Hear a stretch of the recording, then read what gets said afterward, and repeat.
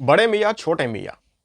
જો મારું એવું માનવું છે કે તમે તમારી ફિલ્મમાં છે ને એક્શન ભલે જબરજસ્ત રાખો, પણ એટલું જ જબરજસ્ત રાખવું કે વીએફએક્સમાં એ એક્શન થોડું રિયલ દેખાય.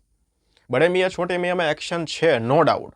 અમુક એક્શન સીન જે છે, અમુક એક્શન સીનની જે કોરિયોગ્રાફી છે એ જબરજસ્ત છે અને થોડું રિયલ પણ લાગે છે. પણ અમુક સીન એવા છે જેમાં તમને ચોખ્ખી ખબર પડી જાય કે ભાઈ આ વીએફએક્સ છે અને એ પણ નબળું વીએફએક્સ. એટલે એટલું બધું એક્શન પણ ના રાખવું કે વીએફએક્સમાં તમારે એક્શન એકદમ ફેક લાગે અને એકદમ આમ ટીવી સિરિયલ જેવું લાગે. એક્શન સીનવાળી ફિલ્મ છે બડે મિયાં છોટે મિયાં. એક્શન જ ભરપૂર છે. બાકી સ્ટોરી ને એક્ટિંગ ને ડાયલોગ ને એ બધું આમ કહો તો નબળું કહી શકાય એવું છે. સ્ટોરીની તમને વાત કરું, દુશ્મન છે હવે એ દુશ્મન એવું કહે છે કે ભાઈ જો તમને 5, 10, 15 દિવસ આપું છું, પછી તમારું ભારત છે ને એ નકશામાંથી ખતમ થઈ જશે. શું કામ થઈ જશે ને કેવી રીતે થઈ જશે ને એ દુશ્મન કોણ છે ને હવે ભારતને કોણ બચાવશે, એ બધું આપણે જોવાનું છે. જે ટ્રેલર પર તમને ખબર પડી ગઈ, ટ્રેલર પરથી તમને સ્ટોરી લગભગ ખબર પડી જ ગઈ છે. તો એ જ સ્ટોરી છે. એક્ટિંગની તમને વાત કરવાની આવે છે, એક્ટિંગમાં તો તમને કહી દઉં ભાઈ, ટાઈગર શ્રોફ જેને ઓલરેડી 3-4 ઓસ્કાર મળી જ ગયા છે, એ ભાઈએ અહીંયા ઓસ્કાર લેવલની જ એક્ટિંગ કરી છે. એ તમે આમ એના ડાયલોગ સાંભળો એટલે તમને એમ જ થાય હમણાં બોલશે કે બચ્ચી હે ક્યાં, હમણાં બોલશે ચોટી બચ્ચી હે ક્યાં. બસ એક જ ટોનમાં ડાયલોગ બોલવાનો અને અમુક ફની ડાયલોગ પણ એના ભાગમાં આવ્યા છે, પણ એ જે ફની ડાયલોગ બોલે તો એમાં તમને હસવું પણ નથી આવતું. તો એ ટાઈપની ટાઈગર શ્રોફે એક્ટિંગ કરી છે. બાકી આમ કહેવાય ને કે લાત મારવામાં ને ઘૂસા મારવામાં ને એમાં તો ભાઈ છે જ, ઉલળવામાં ને એમાં તો માસ્ટર છે ભાઈ. એટલે એ વસ્તુ જેણે અહીંયા કરી છે. ટૂંકમાં તમને કહું જે અત્યાર સુધી ટાઈગર શ્રોફ કરતા આવ્યા છે એ જ આ ફિલ્મમાં કર્યું છે. કૂદકા મારવાના, ડાન્સ કરવાનો અને સેમ ટોનમાં ડાયલોગ બોલવાનો, એક્ટિંગના નામે બસ કાંઈ નહીં કરવાનું. એટલે એ બધું ટાઈગર શ્રોફે કરેલું છે. અક્ષય કુમાર ક્યાંક ને ક્યાંક થોડું સારું કામ કરેલું છે, થોડુંક નિરાશ પણ કરે છે. એક્શન સીનમાં અક્ષય કુમાર સારા લાગે છે.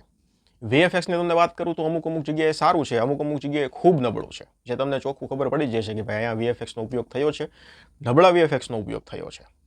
એટલે સ્ટોરી ઠીકઠાક છે, કાંઈ દમ સ્ટોરીમાં મને છે, સ્ટોરીમાં દમ એવું કંઈ લાગ્યું નથી. ઠીકઠાક સ્ટોરી છે પણ એક્શન એટલું ભરપૂર છે અને એટલા માટે સ્ટોરી ક્યાંક દબાઈ જાય છે, એક્ટિંગ ક્યાંક ને ક્યાંક દબાઈ જાય છે, મ્યુઝિક બીજીએમ આ બધું ક્યાંક ને ક્યાંક દબાઈ જાય છે. મ્યુઝિકની તમને વાત કરું તો જો એક તો પહેલાં તો છે ને આ ટાઈપની ફિલ્મમાં મને નથી લાગતું ગીતની જરૂર હોય. ગીત આવે છે તે સ્ટોરી રોકવાનું કામ કરે છે.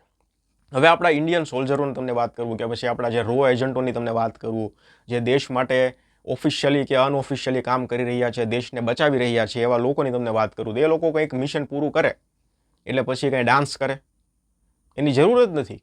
હવે આમાં જે પેલું નાટોનું કોપીવાળો તમને ખબર જ છે ને, એ ગીતની જરૂર જ નહોતી આમાં. તો શું એનો ફાયદો? એટલે ગીતો છે એ સ્ટોરી રોકવાનું કામ કરે છે. ચલો વાંધો નહીં, તમે સ્ટોરી રોકો છો, પણ યાર ગીત મજા આવે એવું તો હોવું જોઈએ ને, કંઈક સાંભળવાની મજા આવે એવું ગીત હોવું જોઈએ. એ પણ નથી. એટલે મ્યુઝિકમાં કંઈ દમ નથી. બીજીએમ ક્યાંક સારું છે, જે આમ એક્શન સીનની તમે સિક્વન્સની વાત કરું કે ચેસ સીન છે તો એમાં જે બીજીએમ છે ક્યાંક ને ક્યાંક થોડા સારા છે. એટલે ઓવરઓલ તમને વાત કરું તો જો ડાયલોગમાં વન લાઇનરમાં કંઈ છે નહીં, સ્ટોરી પણ આમ ઠીકઠાક કહી શકાય. એક્ટિંગની વાત કરું તો ટાઈગર શ્રોફે કંઈ મજા કરાવી નથી. બાકી બે હિરોઈનો છે એનું કામ પણ સારું એવું કહી શકાય એવું છે, ડિસન્ટ કામ છે. અક્ષય કુમારનું કામ સારું છે. પૃથ્વીરાજ સુકુમારની વાત કરું તમને તો એનું કામ પણ સારું છે, પસંદ આવશે એવું છે. તો ઓવરઓલ પ્રોડક્શન વેલ્યુ ફિલ્મની સારી છે, પૈસો ખૂબ સારો ખર્ચેલો છે અને એમાં પણ એવું સાંભળવા મળ્યું છે કે અક્ષય કુમારની ફી ખૂબ વધારે હતી. અક્ષય કુમારની ફી એટલી હતી ને જેમાં 1 થી 2 ફિલ્મ બની જાય એટલી અક્ષય કુમારે ફી લીધી છે. એટલે ફિલ્મનું બજેટ પણ ખૂબ વધી ગયેલું છે. એટલે પ્રોડક્શન વેલ્યુ ફિલ્મની સારી છે. બાકી એક્શન તમને પસંદ હોય ને, જોરદાર એક્શન જોવાનું હોય, એક્શન શું કામ આવે છે એ તમારે નહીં જોવાનું. બસ હીરો અને હિરોઈન અથવા તો બે હીરો છે કે પછી વિલન ને હીરો છે કે જે બસ એ બધા લડે છે, જો તમારે એવું જોવું હોય ને તો આ ફિલ્મ તમને ક્યાંક ને ક્યાંક મજા કરાવશે. બાકી સ્ટોરી ને એવું બધું તમારે જોવાની ઈચ્છા હોય તો તમને લગભગ ફિલ્મ ક્યાંક ને ક્યાંક નિરાશ કરશે. એટલે જોયું હોય તો જોઈ લો. બાકી ઓટીટીનો વેઇટ કરી શકાય, વાંધો નથી.